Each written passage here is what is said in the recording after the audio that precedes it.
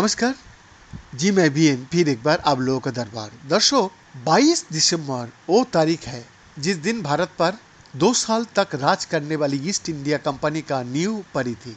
आज वो 22 सितंबर है।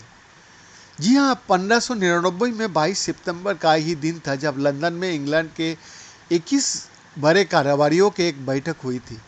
इस बैठक में भारत के साथ कारोबार करने के लिए एक कंपनी का गठन पर विचार हुआ और इस तरह से ईस्ट इंडिया कंपनी बनाने पर अंग्रेज व्यापारियों की सहमति बनी। शुरू से ही पश्चिमी देशों को इंडिया नाम लुभाता रहा है, क्योंकि भारत को किसी जमाने में सोने की चिड़िया कहा जाता था। ऐसे में इंडिया तक कैसे पहुंचा जाए और वहां की खनिज संपदा का दोहन कर कैसे उसे अपने देशों तक लाया जाए, ये उस जमाने में यूरोपीय देशों की एक बड़ी चुनौती थी। खासकर तब जब भारत से लौटकर इंग्लैंड और पुर्तगाल पहुंचे कुछ व्यापारियों ने यहाँ का वैभव का वर्णन किया। ऐसे कि एक वाकये के बाद कुछ अंग्रेज व्यापारियों ने भारत की यात्रा पर जाने का मन बनाया। इसके लिए एक मुहिम की जरूरत थी और उस मुहिम का संचालित करने के लिए एक संगठित कंपनी का गठन करना और भी ज़्यादा जरूरी था। तब 1599 में इंग्लैंड के प्रमुख व्यापारियों और खोजकर्ताओं का एक समूह एक स्थायी चार्टर के तहत संभावित ईस्ट इंडिया यानी ईस्ट इंडीज उद्यम पूर्वी क्षेत्र के वैभवशाली देश भारत के साथ व्यापार पर चर्चा करने के लिए मिला। इस बैठक से कई साल पहले एक वाकया हुआ था। 1588 में स्पेनिश आर्मांडा की हार के बाद पकड़े गए स्पेनिश और पुर्तगालों जहाज़ों और कार्गो ने अंग्रेजी यात्रियों को धन की तलाश में दुनिया भर में यात्रा करने में सक्षम बना दिया।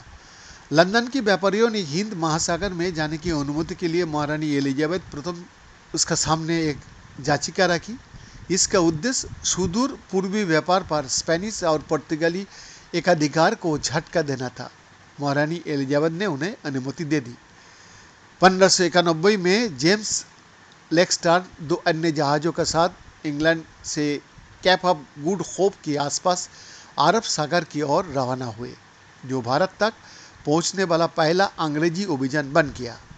उन्होंने 1594 में इंग्लैंड लौटने से पहले स्पेनिश और पुर्तगाली जहाज़ों का शिकार किया। इससे पहले 13 अगस्त 1592 को फ्लेटर्स की लड़ाई पर सर वाल्टर रेल और ऑल ऑफ कवरलैंड ने एक बड़ी पुर्तगाली जहाज को जब्त किया था।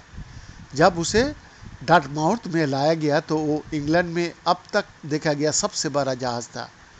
उस जहाज पर काफ़ी गहने, मोती, सोना, चांदी का सिक्के, रेशमी कपड़े, काली मिर्च, लौंग, दालचीनी, जायफल, सुगंधित मसाले, इतर और दवाएं से भरे बक्से मौजूद थे। जहाज का रटर नाविक का पुस्तिका भी उतनी ही मूल्यवान थी। इसमें चीन, भारत और जापान का व्यापार मार्गों का महत्वपूर्ण जानकारी भी रखा था।